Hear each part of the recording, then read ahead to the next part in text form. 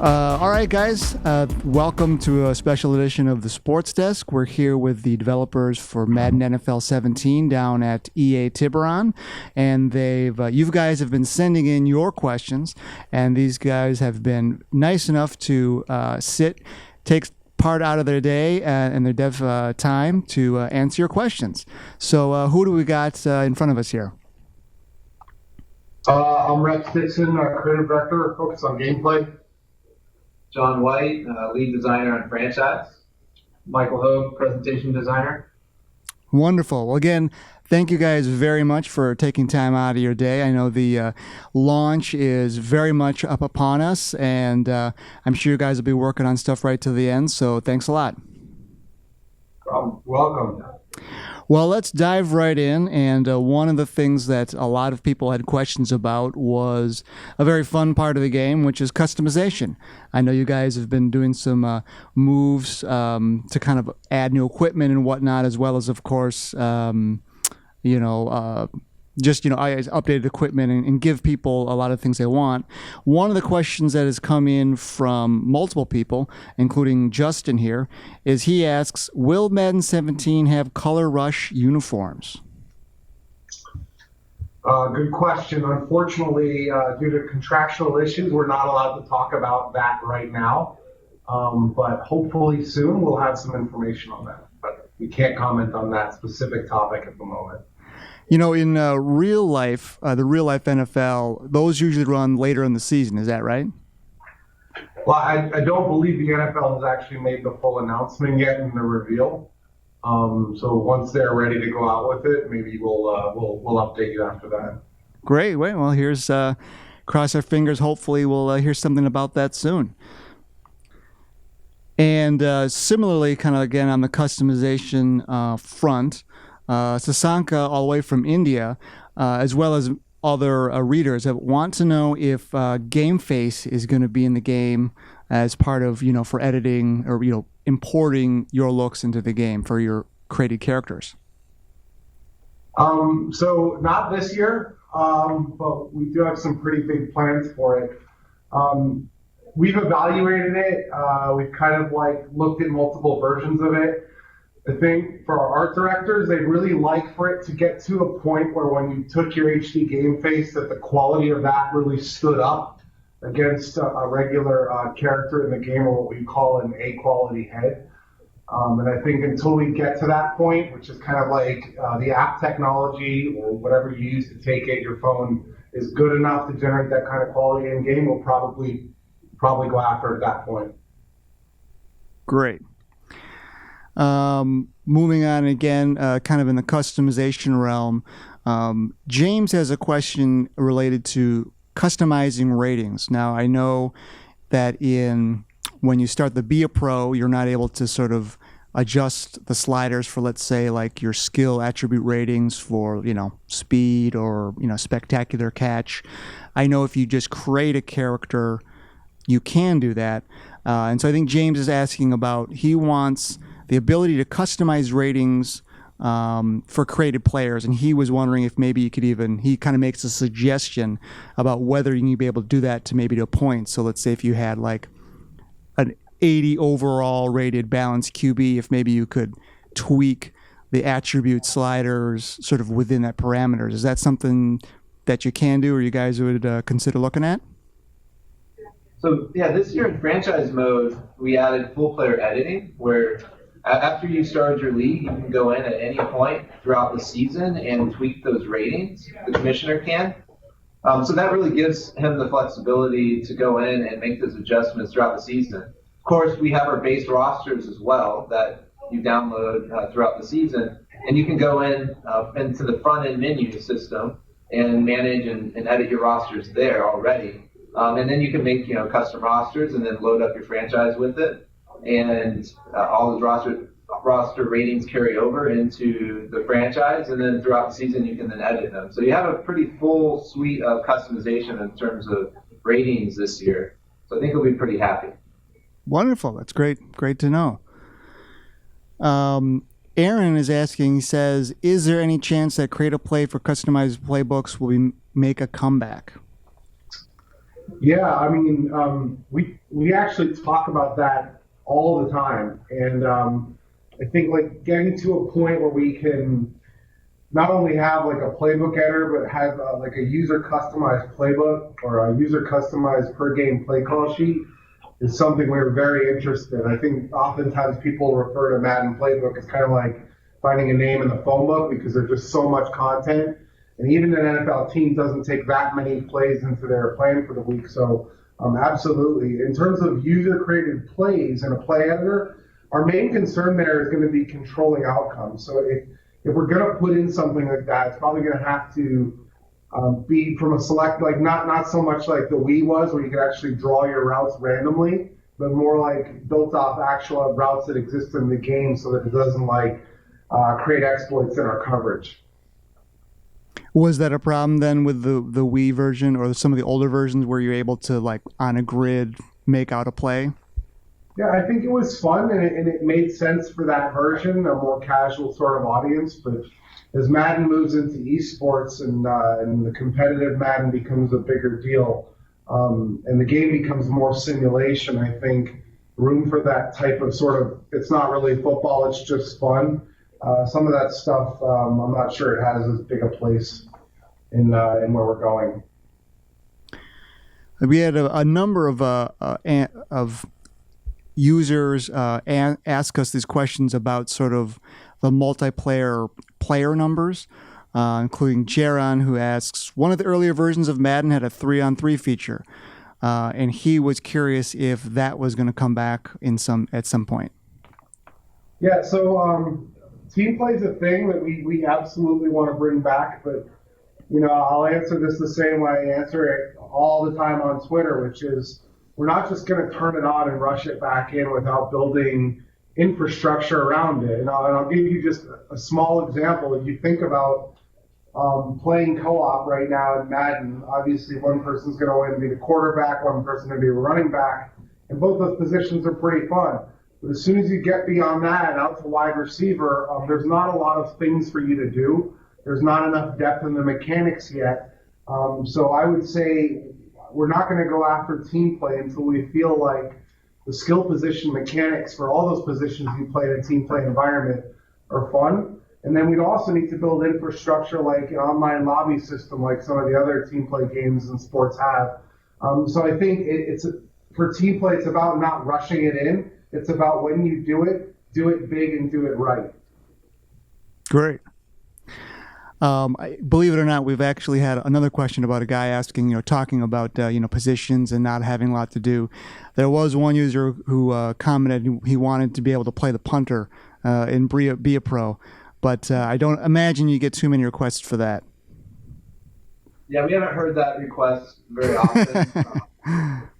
No, not right now. You can't play as a punter. Kind of also riffing on the user numbers theme.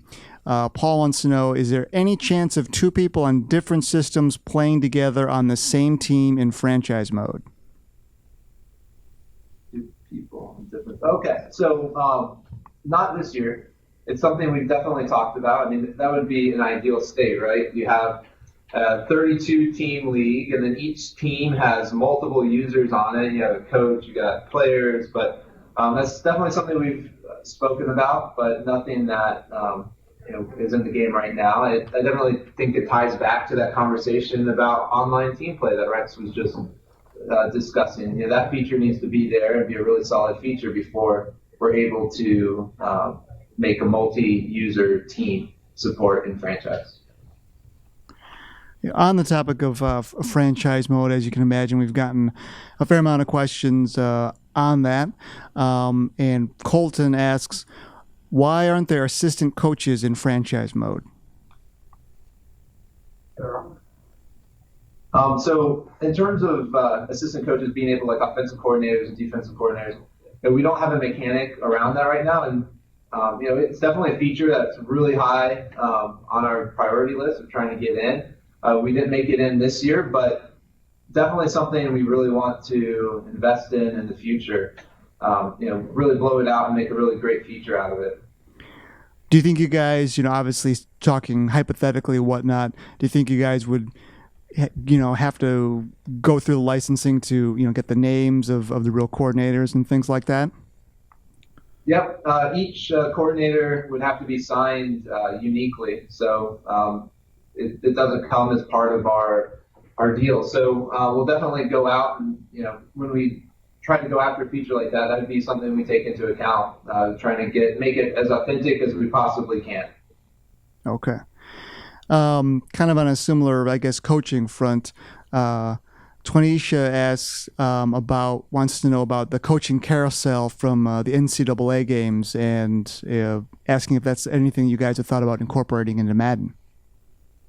Well, and that's ties very much into the offensive coordinator, defensive coordinator talk. It'd be great to, at the end of the season when coaches get fired, have that pool of coaches that teams can promote and hire up offensive and defensive coordinators from their team or other teams. So that the whole feature of coordinators, I think, is a pretty big one in terms of adding coaching carousels into it, as well as that player or that coach pool to be able to pull from. Of course, right now in the game, with coaches, we have head coaches in, and that fall into that pool of head coaches. So you're able to hire and fire coaches, but not offensive and defensive coordinators. And in terms of being an owner and your staff and whatnot, there's obviously, you still have the trainer and the scouting and whatnot and the benefits that they can confer? Yes, those are in the game still right now. Yep. Great. Kind of going on, I've got a couple questions here, people asking about, certain features of franchise. People want to know about restricted free agents and fifth-year options. I guess, can you talk about, obviously when you're talking, the things we've been talking about, like coaches and whatnot, it seems that certainly there's other features you guys may want to build into, bringing them in, and it's not just as easy as just adding one thing one year, without maybe some other features. And so as far as the contract options, can you talk about how that, I guess maybe a roadmap for that, or how those might, affect other parts of the franchise mode?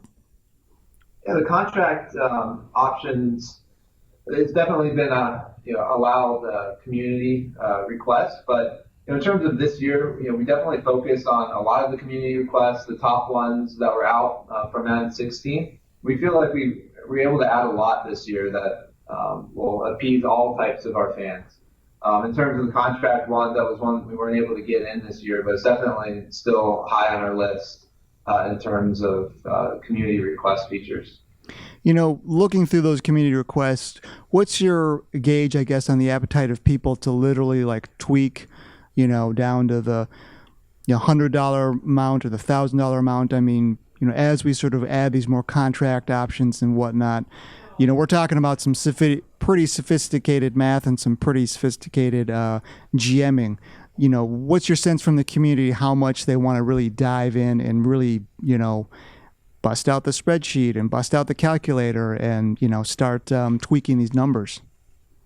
It's definitely a fine line between giving that really detailed, specific what the people do in real life versus something that's fun. So, we definitely try to take the approach of make it easy for everyone to enjoy, but also give that customization and let people dive in deep and make all those changes. That's typically the approach we take with those types of features, and something that even the more dedicated fans want as well. They don't want to always dive in and mess with all the little itty bitty numbers everywhere, but having some customized options, whether aggressive or conservative or those types of groupings of things, but then also have a customized ability to go in and really fine tune the contracts. So I guess my answer is we definitely want to appease everyone as best as we can, but it's not going to be one or the other. It'll hopefully be both types of fans. Now, if I'm not mistaken, there's some new sort of player feedback around contracts that's been added for this year, as far as to kind of give people a sense of where they at with the player. Is that right? Yeah, definitely. We've when you re-sign players throughout the season, you submit an offer, you get a new feedback screen that tells you what they thought about that, and what they're looking for more, which is a great step in the direction to really give that feedback and make negotiations feel like a really fun, immersive experience. So that's definitely in this year, and something that I think makes that process a lot more enjoyable. Moving on to kind of the presentation, so to speak, side of things. Someone named Epic. That's great. They want to know whether the Lambeau Leap is back in, and did Clay Matthews get an updated face scan? I'm not sure about the Clay Matthews face scan. It's more of a equipment guy kind of question. But in terms of the Lambeau Leap, unfortunately, no, it did not make its way back in the game this year. It is certainly something we're always looking at doing, is how do we create an atmosphere where everything feels alive, right? The fans, the players, the coaches, and how do we make them all feel in the same space? So it's definitely something we're looking at potentially exploring and constantly developing, but as of Madden 17, it is not back in the game, unfortunately. Around the real NFL and other teams, would there be other, I guess, sort of those custom sort of celebrations that we might see in real life that you guys would be thinking about? We're always thinking about it. I don't want to call out anything specifically that may or may not be there, right? But we're always looking at game tape and taking a look and trying to figure out what can we bring from this year's game that's new. For instance, like players are doing a certain dance or celebration, like the dab you guys saw in our preview video for this year. It's like we have things like that. We're trying to stay up on culture, if you will. But year over year that changes, and our biggest goal is to stay fresh and not to do anything that's going to be stale too quickly. So that's our ultimate goal, to be honest. It's funny you bring that up because our lead animator tried to put in the Travis Kelce punch ball celebration, but he kept punching it before he crossed the goal line, so he had to. Do users want like custom celebrations in the sense, and like more the old or sort of traditional sense where I believe Maddens have had it in the past where you cross the goal line and then you hit B and it does a thing, or do they want more like we started out talking about sort of the grade A presentation in the sense of maybe having more of a cutscene that looks better than, or looks different with different camera angles than like traditional sort of in-game look as you cross the goal line. Is that something users want, or do they want, like I said, more like the old school, like I hit B and he does a little thing and then that's it? Well, I think you definitely want both. Ideally, we would get a world where there would be a user-controlled celebration system. I mean, if we had our way, we'd have a whole front-end system where you could actually put in animations by name, scroll through a list, apply those animations to your player.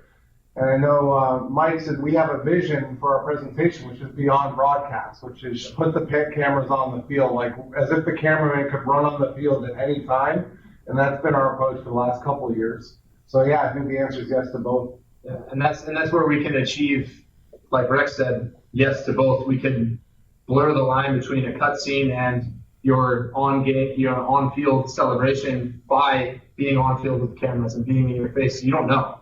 It's going to look indistinguishable, and that appeases both audiences. The new commentary team is a big talker for the game, and anybody who's played the game will immediately notice the benefits that it brings. And I know you still have more sort of the lead-in announcer, Mr. Ridley, who also does kind of the setup for the games as well as the halftime. And Terrence, one of our readers, wants to know about the halftime show and how that might evolve as far as showing more highlights from the games or even from other games. Is that anything that we might see? So this year halftime stays very similar. We fixed some bugs from years past, and we've obviously tried to make the replays more contextual. Anytime we add new replay types or just regular gameplay, we try to make sure we add that into the halftime show so that everything you see is awesome and exciting. Unfortunately, we do not have highlights from other games at this point. It's something that we're definitely looking into moving forward. As as an option. We're always looking to innovate in that space, and halftime is one of the areas I think we've targeted for 18 as a potential place to dive in, but as of 17, it's more of keeping it contextual with what we currently have and making sure that everything looks legit at this point. But what we do have, thank God, is scores from around the league, so the bottom line ticker. So for the first time, you actually be able to see what's happening in other games. It's probably not as deep as we'd like to go with it. Obviously, highlights and commentary and all that stuff would be nice to put on top of it. But the bottom line ticker was a big story for our franchise guys. And that includes like not only the scores but the stats. Am I right? Yeah. As the scores are ticking by, you'll see a little quick stat line every time there's a score update for that game. So it'll show the leading running back and what his stats are so far in that game, and also a couple other positions as well. Cool. Very cool. Just kind of going back to the halftime, show real quickly. What kind of user numbers, or I guess stats, so to speak, do you guys have on people who watch an entire halftime show, or they skip past it? I know there's always the option to skip past this or that, in the beginning of the game as well as the halftime, and I don't know where sort of the user numbers are on that. I'm glad you brought that up. I think when we first built the halftime show with Larry Ridley, which I think was 2 years ago. 2 years ago. People were actually saying like, "There's still no halftime show," and we couldn't figure it out. We're like, "We built one. What are you talking about? There's no halftime show." We figured out that people were pressing A to just get to the next play, and actually skipping the halftime show without realizing they were skipping it, and then thinking we just didn't have one there. So the presentation team this year built a new functionality, which is like hold A, and there's an icon that then fills up that allows you to skip through presentation flows. This way you're not going to accidentally skip through presentation you want to watch, but you have full control to jump forward whenever you want to. So, regardless of what the telemetry says, I think finally we have a feature that allows every user to experience the game exactly the way they want to. If you want to rip through Mud Solo Challenge, go ahead and skip to your heart's content. But if you really want to sit there and absorb the commentary, watch the post-play presentation, experience like a full broadcast, just lay off the A button and that's what you'll get. Cool. So all you guys, if anybody who's been skipping the halftime show, that's on you guys. The halftime show has been in there for several years. So don't skip it this year. Just let it roll and take it all in. Yeah, and Larry's really good. Like, put some respect on that man's name. Like, it's so disrespectful that people just keep skipping poor Larry. There's got to be a hashtag, free Larry, respect Larry, something like that. We'll get that going. Moving on to gameplay, just kind of a amorphous bucket, but Donald, a reader, is asking about pass interference. He's I know last year you guys, I know it was, at least in my opinion, I could tell that it was being called more, and he asked particularly about the sort of the 5 yard rule, and why we're not seeing more pass interference kind of after the 5 yards. Yeah, so he's probably talking about online play, user versus user. We made a decision actually late last year. We built the penalty system last year, which is when we had pass interference penalties that can trigger. The competitive guys, after discussing with a lot of our top competitive players, made the decision to disable penalties in online play. And here's the reason why. People who play competitively, the majority of them want their stick skills to matter more than what we call a random dice roll. So the way that penalties are triggered in Madden is kind of randomly, like we just kind of dice rolling on this play, we're going to call holding or we're going to call pass interference. Now the game doesn't know that was 3rd and long in a game critical situation, everything on the line, and oops, you rolled wrong, game over, penalty. And we had an internal tournament last year in Madden 16, and I remember watching one of the best players, a guy named Will Sykes, lost the tournament on 4 holding calls and 1 pass interference. An outcome he had no control over. He literally lost this tournament because of it. And that was sort of my aha moment of like, look, it's okay to have these penalties in CFM where people want sim, that makes sense. But in online competitive play, having a win taken out of your hands on a random dice roll, I get that it's not exactly football to not have it there, but that was our choice after discussing it extensively with the community. So that's the reason why you don't get pass interferences downfield, and I'm guessing he's talking about online play. Kind of on that sort of topic of dice rolls, Robert has a question here about allowing a high percentage of, I guess, 4th and 15s, or I guess, 4th and longs, be converted. And he was sort of suggesting kind of what you're saying as far as, some sort of tweak to the code to reduce success rate in those situations. I don't know if you have it for something like a 4th and long or, 3rd and really long. But I guess, as you're saying, those are the kind of tweaks that, calls, I guess, you guys have to make in terms of getting it to feel right. That one up, 'cause it's a really easy target after last year with the aggressive catch. But if you think about it, does the receiver, is he less likely to catch a ball on 3rd and 4th down? It's just the concept that I have trouble extrapolating back to a real world thing that exists. And you watch some of those Hail Mary plays the Packers had in the playoffs last year, and you're like, look, this happens. People throw it up into coverage, and good receivers who have good ball and air skills will come down with it with 3 defenders hanging off them. And maybe the frequency of that in Madden was a bit of a problem because some people will play this offensive strategy where they're just lob streaking and holding Y every play. But I would rather, and this is how we attack the problem in 17, rather than go under the hood and kind of nerf something or code something to get a different outcome via some system that is not realistic, I'd rather put the power in the user's hands, and that's why we built the SWAT mechanic. So the SWAT mechanic is built specifically to counter the aggressive catch. So if you know you're going to get lobbed, he's taking a shot downfield into coverage, all you have to do is click on, hold the SWAT button, and that counters the aggressive catch. So that's the way I chose to solve that problem versus like building some artificial system under the hood to nerf your catch chances on 4th and long. Speaking of the aggressive catch, sort of dealing with the frequency or whatnot is one of the things I know you guys have talked about, and our readers will know that we had recently run some gameplay videos just talking about or just showing aggressive catches and a lot of the breakups that we were seeing.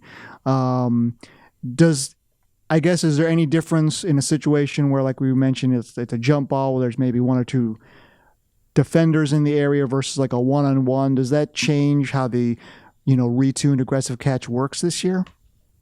Yeah, I mean, there's so much that's gone into it. It's hard to target any one specific thing. I mean, having the SWAT as that counter element in there changes a lot of things around. We've obviously tuned catch chances quite a bit since Madden 16. One of the bigger factors we've added is sort of the increased penalty for nearby defenders on your catch chances. We've also scaled down the number of receivers who can actually perform spectacular catches. So you don't get like Eli Manning performing Odell Beckham's catch this year. We fixed that problem. I think probably the biggest one, you guys probably noticed this from the build you played, is ball physics. That if you go up and somebody hits you or makes contact with the ball or your arm while you're coming down this year, chances are that ball is going to come out organically due to the ball physics feature. I think maybe more than anything else, ball physics has kind of changed the whole meta of catching in Madden this year. Cool.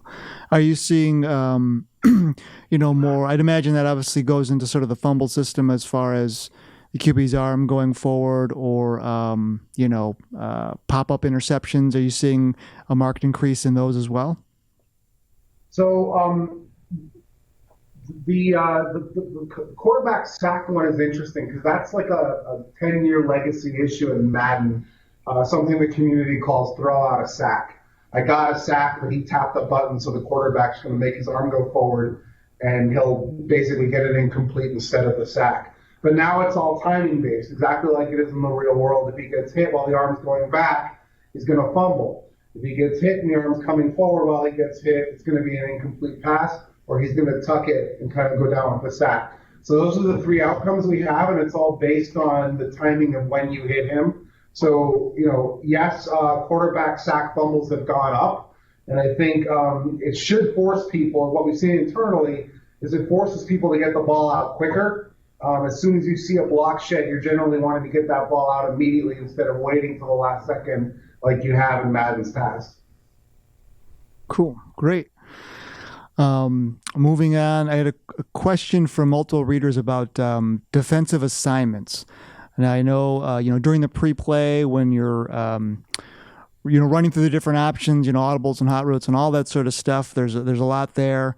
A lot of people are asking about individual defensive assignments. Now, if I'm not mistaken, those are in the game. Is that right?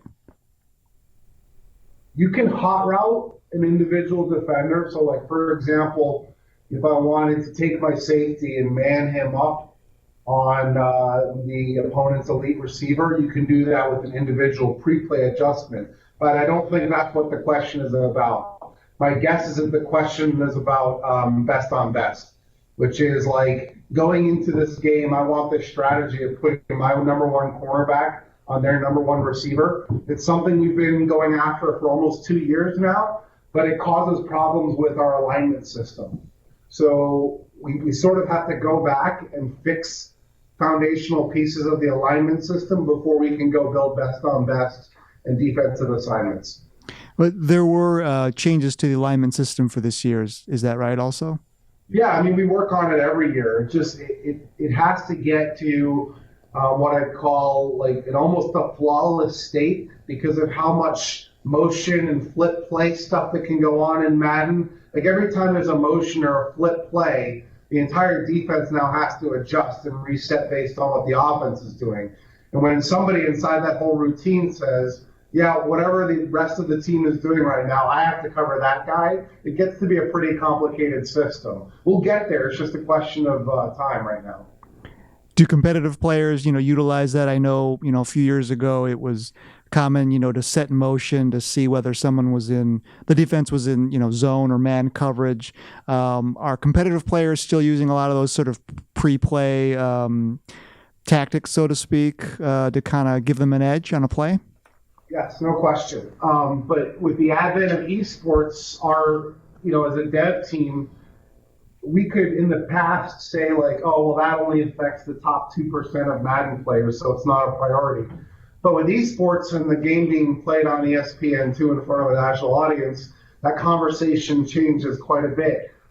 So we've spent a lot of time this year working on systems that are meant to counter these long-standing legacy issues like I can make this route unbumpable if I put him in motion, or by doing base align and crashing my line this way and that way in 3 other steps, I can get a linebacker to come right through the A gap. So we're taking the biggest things, like another example is how overpowered the playmaker feature is and how dominant it is against 2-man and tournament play. All those things have gotten looked at, revised. I think the community's in for a pretty big surprise when they try to generate their A gaps and their nanos this year. My hope is that they're just not going to work, but we'll see. But we keep trying to fix those things and make those things better. But it all comes with the input of the competitive community. Everything we do is discussed with them, and there's feedback sessions. So it's a shared process. Kind of on the topic of personnel and, like you said, trying to get the best man on best man and things like that. I imagine this goes into it, but a question we get a lot about pregame substitution packages and being able to set everything up instead of having to set it up, while the play clock is running. Is that something people will be able to do this year? You mean formation substitutions? Yes. Didn't you guys ask me for that at E3 like 3 times? It was probably my colleague, but yes, we do get reader questions about that as well. But yes, we can add the number on that one. Yes. I'll let John take this one. Yeah, so we're actually really excited. We worked really hard, and formation subs is now in the game. So when you get the first patch on Madden 17, you will have formation subs as part of that. So you will be able to go in franchise mode. It's specific to franchise mode. So in franchise, you'll be able to go to a screen where you'll be able to set up all the formations, or all the substitutions you want to on a per set basis. It's basically what you're asking for. We're able to get in, and then we know it was a really high community request, probably the highest one that we had coming out of the announcement of our features for 17. So we worked really hard, and we were able to get that in the first patch. So everyone on, right when they pick up the game, day 0, they get that first patch, and it will be in there. That's wonderful. That's very, very cool. Yeah, I know we get a lot of questions about it. We wonder about it or whatnot. So that's great. That's good news. Yeah, I know a lot of our fans have been looking forward to it. And, something that really helps. You get that real customization, that coach feel that people look for in franchise, and so we're really excited we're able to get that in. Now, a lot of things that you guys have been talking about, we've all been talking about a lot of the new features and whatnot. Certainly with the new systems out, a lot of people will be able to enjoy those. But Eric wants to know about some of the features going into the PS3 and 360 versions of the game. As far as maybe having like a practice squad and some of those other things. Can you talk about the sort of old generation of Madden players and what they might be able to expect? Well, I can talk about one feature that I know they built custom to Gen 3 this year, and that's the old NCAA favorite coach adjustments. The ability to sort of modify your whole team and their behavior, like go for more strip tackles at the expense of more broken tackles. So Gen 3 kind of built that and brought it back into Madden from NCAA this year. Is there stuff in franchise? No, I don't think any of the key features we advertised is in Gen 3. So like practice squads in particulars won't be in the 3rd generation? Correct. And in terms of that NCAA feature, I remember that feature and I thought it was pretty cool because like you said, in the end of a game, you're getting a little desperate. You might want to tell your guys to go for a strip or an interception. Can you talk about why that particular feature was brought back for the last generation? Yeah, they, because that's the Gen 3 title that, the NCAA existed on Gen 3, it was easier for them to kind of take it and port it into that same platform. Plus, that AI from back, is still very closely mirrored to kind of the systems we used to have. So it just made sense, and that group consists of some former NCAA developers who are very passionate about it. We want to bring it back to Madden, and it kind of made sense for us to say, hey, let's do it in Gen 3 and give them something special this year. And then in a coming year, we'll port it into Madden with additional functionality. Cool. That's good to know. Good to look forward to if you're still rocking the old systems. Speaking of kind of platforms, people are asking about the PC version of the game, and I know that I've talked to Cam Weber about that, and he had discussed it in kind of a business sense in terms of the user base not being there perhaps right now. And I guess I wanted to pull back and ask you, I guess, in a larger sense about, I guess, kind of the chicken and eggness of that situation as far as, certainly from business sense, maybe it doesn't make sense now because the user base isn't there, but, there certainly could be also a strategy where you would, put it out in PC and build that user base, so it kind of makes sense that way. But I don't know where you guys see that in terms of in the future doing a PC version of Madden. I'm probably going to do a terrible job of answering this from a business sense because I'm sure that's much more of a Cam Weber, Roy Harvey type of question. But I think it's bigger than just is the audience there, right? The PC platform, you're dealing with piracy rates, you're dealing with people able to get in your code and deconstruct it, which presents certain risks to multiple aspects of the Madden business. There's things we'd like to do with it. I think for us, it'd be about like getting over a lot of those security and legal humps first, and then finding probably a partner who we could work on with it because, internally finding capacity to then split off yet another SKU when we're already spread so thin across so many modes. I just don't see that happening without us finding a really good partner to work on it with us. But I think there's a lot of humps to get over outside of just is there an audience on the PC platform. Cool. Well, wrapping things up, I wanted to ask, or actually Josh wants to ask about what is your favorite feature for each of you guys? What's your favorite feature this year and why? I'll start. My favorite feature is the first interactive feature, mainly because I was the lead designer on it. It's the first thing you'll play as a user when you pop the disc into the tray this year. Spoilers. No spoilers. We're going to be doing it right now. Just, I can tell you that it's epic, and it should be a lot of fun for the users. So I'm very proud of it, and I'm excited to see what everybody thinks about it. Yeah, mine would be game planning in franchise. That feature is really fun to play this year. You're able to set your offensive and defensive game plan for that week, and then actually go in and play those drills. And then what's really exciting about it for me is that tie into that game that week. So you work on a certain concept or in practice, and then you actually carry it over into game in certain plays based on what you worked on that week or boosted. So you have a little bit of a strategy element that you're able to apply in terms of prepping for your game that week. And you're able to utilize some tendency data that's now part of that feature as well. So if you're playing in an online league and see your buddy, all he does is play cover two, you can then do an attacking cover two drill. And then every time that in that game that week, when he calls cover two, you're going to have a boost against it. So he'll have to adjust to that if you start having a lot of success for it. So, it's a really exciting feature for me because it ties into something fun you're able to do solo, and then also tie into the game when you're potentially playing against other people too.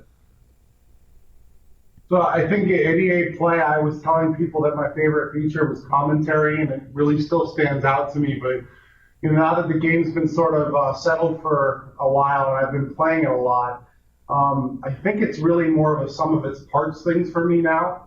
It's seeing all the pieces come together. Madden's become almost better than I ever imagined it could be in this amount of time. Like, I thought maybe it would take us longer to get to this point. But as I play it, all the systems coming together, the presentation, the commentary, the gameplay, it's starting to feel like the simulation football game, like what you see on Sundays, like all the things we promised in a part of our Cam Weber's 3-year plan from a few years back.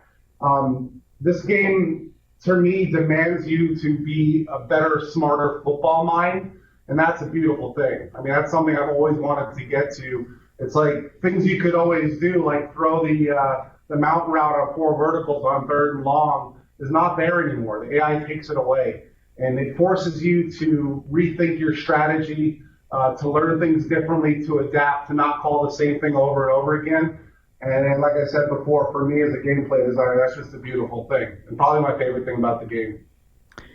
Josh also wants to know, kind of on the flip side, as far as a feature maybe that didn't make in, but you'd want to do next. Is there one of those for each of you guys?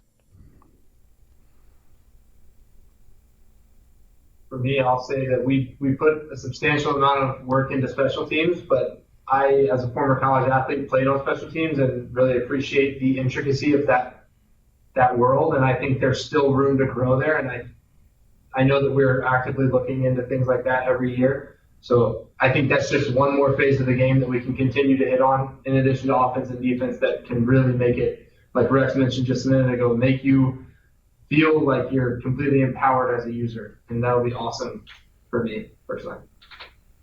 Yeah, so, we talked about a lot of the ones that I really wanted to get in the game already this year. The one we didn't really talk about too much is player mode. So we definitely made some improvements to player mode this year, but it's another area that, I feel like deserves to be a little bit better, and that's something I'd like to spend some time on in the future. Yeah, so I can give you a list of features, but I think for me, it's really, the no-brainer stuff that we need that we don't have, like story mode and team play. I think as the other sports titles that we compete with have all these things and have these boxes checked, it gets more and more inexcusable that Madden doesn't have these things. So I think it's really important that we start looking at that stuff very seriously in the future, because from my perspective, it's a requirement in a sports game that you check all those boxes in this day and age. Now, you mentioned, Cam Weber and the leadership having a certain schedule or certain kind of plan. Are you guys moving into, the next phase of that, now that, obviously the new systems have been out for a little while and you guys have certainly had a number of years to work with it or whatnot. Can you talk about, maybe, are you guys moving on to a new sort of multi-year plan?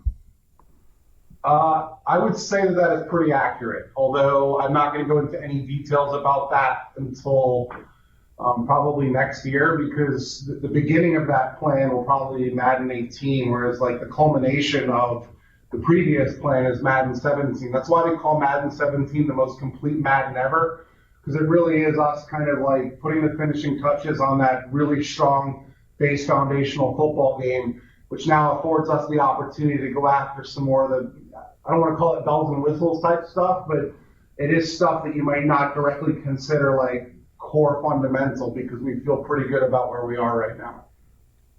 Great.